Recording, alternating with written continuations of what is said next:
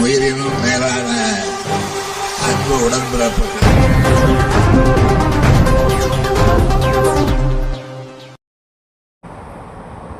திருக்கழுக்குன்றம் நீதிமன்ற வழக்கறிஞர்கள் சங்க துணைத் தலைவரின் VTK லா ஃபார்ம் சட்ட அலுவலக திறப்பு விழா நடைபெற்றது.